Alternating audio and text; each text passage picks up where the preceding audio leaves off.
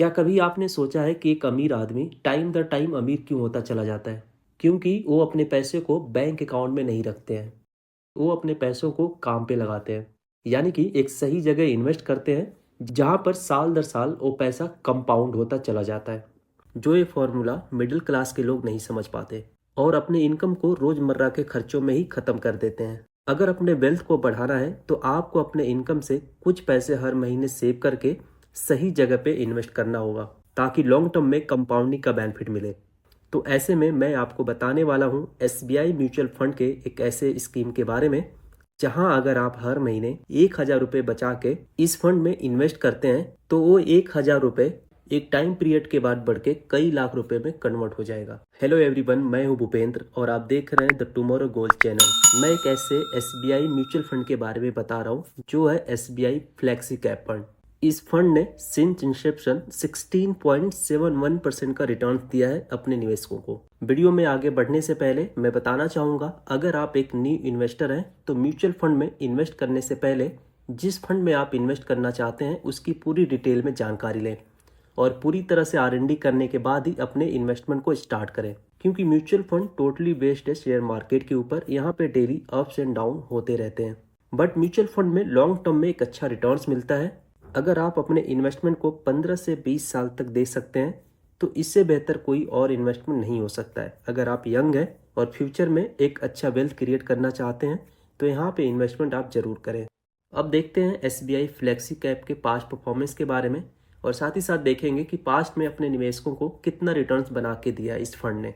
इस फंड ने last 1 year में 29.75% का रिटर्न्स दिया है। लास्ट 3 ईयर्स में रिटर्न्स 15.58% का है और लास्ट 5 ईयर्स में जो रिटर्न्स दिया है 16.81% का रिटर्न्स दिया है। अगर लास्ट 10 ईयर्स रिटर्न्स की बात करें तो 18.1% का रिटर्न्स है और सिंस इंसेप्शन रिटर्न 16.71% का है, जो कि देखा जाए तो इस कैटेगरी के हिसाब से इसका रिटर्न्स काफ़ी अच्छा है। तो जैसे कि ये फ्लेक्सी कैप फंड है तो इस फंड का पैसा हर एक सेक्टर में इन्वेस्ट किया जाता है। जैसे कि 58% लार्ज कैप फंड में इन्वेस्ट है, 24% मिड कैप फंड में इन्वेस्ट है एंड 14% स्मॉल कैप फंड में इन्वेस्ट है। अगर मार्केट कैप की बात करें तो यहाँ पे टॉप होल्डिंग्स में आईसीआईसी बैंक लिमिटेड है, कोटक महिंद्रा बैंक लिमिटेड है, रिलायंस इंडस्ट्री लिमिटेड है एंड इन्फोसिस लिमिटेड है। अगर टॉप सेक्टर की बात करें तो फाइनेंस सेक्टर में 27.26% की होल्डिंग्स है, एनर्जी सेक्टर में 9.42% की होल्डिंग्स है, टेक्नोलॉजी सेक्टर में 8% की होल्डिंग है एंड ऑटोमोबाइल्स में 7.98% की होल्डिंग्स है। तो इससे भी आप आइडिया लगा सकते हैं कि हमारे देश के टॉप कंपनीज में यहाँ पे पैसे इन्वेस्ट किए जाते हैं।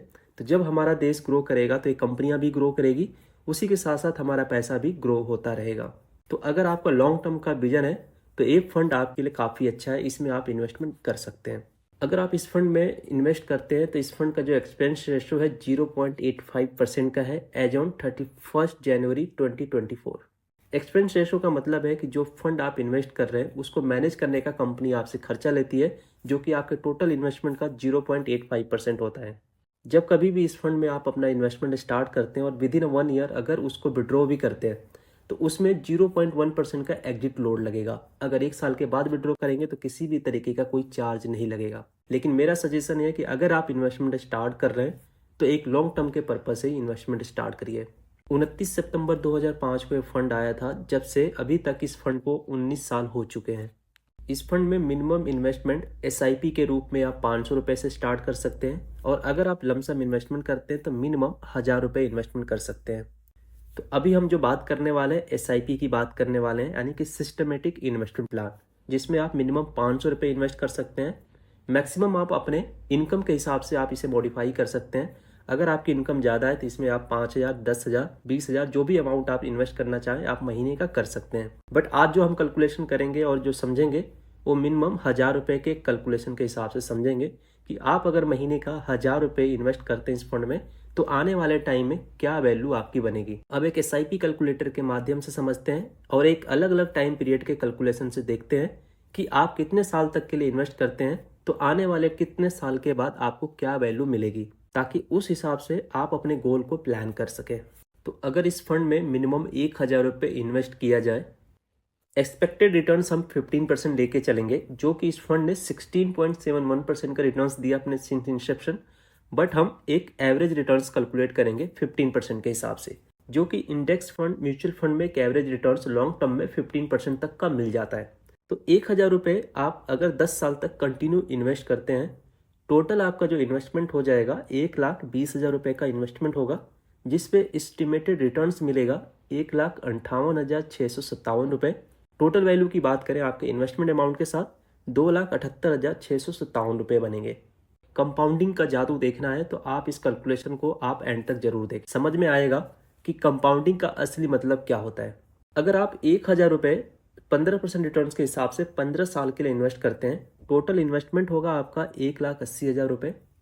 एस्टिमेटेड रिटर्न जो मिलेगा 4,96,863 रुपये। फाइनल वैल्यू बनेगी 6,76,863 रुपये। और इसी फंड में 5 साल के लिए और इन्वेस्टेड होते हैं, यानी कि 20 साल तक कंटिन्यू आप इन्वेस्ट करते हैं। 20 साल में टोटल इन्वेस्टमेंट होगा आपका 2,40,000 रुपये। एस्टिमेटेड रिटर्न जो मिलेगा 12,75,955 रुपये। टोटल वैल्यू मिलेगा आपके इन्वेस्टेड अमाउंट के साथ 15,15,955 रुपये। अगर और 5 साल तक किसी फंड में इन्वेस्टेड रहते हैं, यानी कि 25 साल तक टोटल इन्वेस्ट करते हैं, इन्वेस्टमेंट अमाउंट आपका सिर्फ 3 लाख रुपये रहेगा। एस्टिमेटेड रिटर्न जो मिलेगा 29,84,074 रुपये। आपके इन्वेस्टेड अमाउंट के साथ टोटल वैल्यू बनेगी 32,84,074 रुपये। 5 साल और आगे के लिए कैलकुलेट करते हैं, यानी 25 साल की जगह पे 30 साल तक कोई इन्वेस्टेड रहते हैं इसी फंड में। 30 साल में जो टोटल इन्वेस्टेड अमाउंट होगा 3,60,000 रुपये। 60,000 के सामने जो एस्टिमेटेड रिटर्न्स मिलेगा 66,49,821 रुपये। टोटल वैल्यू मिलेगा 70,09,821 रुपये। 25 साल में जहाँ पे 32 लाख रुपए तक का कॉर्पस बन रहा था, 5 साल और बढ़ाने के बाद वो डबल से ज़्यादा का वैल्यू बन रहा है, 70 लाख के आसपास की। ये पावर है कंपाउंडिंग इंटरेस्ट की। जितने लॉन्ग टर्म के लिए आप इन्वेस्टेड रहेंगे उतना ही ज़्यादा आपको बेनिफिट मिलेगा। मान लीजिए कि कोई बहुत यंग एज में अपने इन्वेस्टमेंट जर्नी को स्टार्ट कर रहे हैं और इसको कंटिन्यू 35 साल तक इन्वेस्टमेंट करते चले जाते हैं, सिर्फ 1,000 रुपये। 1,000 रुपये की इतनी वैल्यू है, 35 साल तक टोटल इन्वेस्ट करेंगे 4,20,000 रुपये। उसके ऊपर जो एस्टिमेटेड रिटर्न्स मिलेगा 1,44,40,645 रुपये। टोटल वैल्यू मिलेगा इन्वेस्टेड अमाउंट के साथ 1,48,60,645 रुपये। अब बहुत लोगों का कमेंट्स आएगा वीडियो देखने के बाद कि 1 करोड़ वैल्यू बनाने के लिए 35 साल तक इन्वेस्ट करना पड़ रहा है। तो ये सिर्फ 1,000 रुपये का कैलकुलेशन है। अगर आपको ज़्यादा और जल्दी करना है तो आप अपना इनकम बढ़ाइए और इन्वेस्टमेंट उस हिसाब से अपना करिए, ताकि आप 20 साल 25 साल तक एक गोल अचीव कर सकें। ये बहुत सिंपल कैलकुलेशन है। आप म्यूचुअल फंड के वेबसाइट पे जाके SIP कैलकुलेटर के माध्यम से आप अपने गोल के हिसाब से कोई भी अमाउंट आप कैलकुलेट कर सकते हैं। जितना आपको महीने का इन्वेस्ट करना है और उस कंपनी का जो भी पास्ट के रिटर्न्स है उसके एवरेज रिटर्न्स के हिसाब से कैलकुलेट करिए। अपने टाइम पीरियड के हिसाब से जितना भी आपको इनकम चाहिए उस हिसाब से अपने गोल को सेट करिए। अगर आप इस तरीके से प्लानिंग करते हैं तो आप आने वाले टाइम में एक अच्छा खासा कॉर्पस बना पाएंगे। अगर आप 1,000 रुपये भी नहीं बचा पाते हैं महीने का अपने इनकम में से, तो मुझे लगता है कि फिर आने वाले टाइम में भी आपकी सिचुएशन चेंज नहीं हो पाएगी। अगर आपको बड़ा कॉर्पस बनाना है तो ये स्टेप आपको ज़रूर उठाना पड़ेगा। अगर आप बैंक में पैसे रखते हैं तो वहाँ पे सिर्फ 2 से 3% या 4% तक का इंटरेस्ट मिलेगा, जिससे कोई भी चेंजेस नहीं आने वाले आपके इनकम के ऊपर, क्योंकि हर साल इससे ज़्यादा इन्फ्लेशन बढ़ता जा रहा है। तो इन्फ्लेशन को बीट करने के लिए आपको इन्वेस्टमेंट कुछ ऐसी जगह करना होगा जहाँ पे आपको इंटरेस्ट 10% या उससे अधिक का मिले। इस फंड में इन्वेस्ट करने के लिए आप चाहें तो SBI के नियर बाई बैंक जाके भी आप ओपन करा सकते हैं, या फिर अगर आप चाहें तो घर बैठे आप अपने मोबाइल से ऐप द्वारा भी ओपन करा सकते हैं। आज के टाइम में बहुत सारे ऐसे म्यूचुअल फंड ऐप हैं जिसके थ्रू आप अपने इन्वेस्टमेंट को स्टार्ट कर सकते हैं। अगर मेरी वीडियो आपको पसंद आई है या फिर आपकी थोड़ी बहुत भी हेल्प हुई हो तो मुझे मोटिवेट करने के लिए मेरे वीडियो को आप लाइक करें, और पहली बार देख रहे हैं मेरे वीडियो को तो द टुमारो गोल चैनल को सब्सक्राइब जरूर करें। और अगर इस वीडियो से रिलेटेड कोई आपका डाउट एंड क्वेरी है तो नीचे कमेंट सेक्शन में मुझे कमेंट्स जरूर करें। मिलते हैं नेक्स्ट वीडियो में। जय हिंद।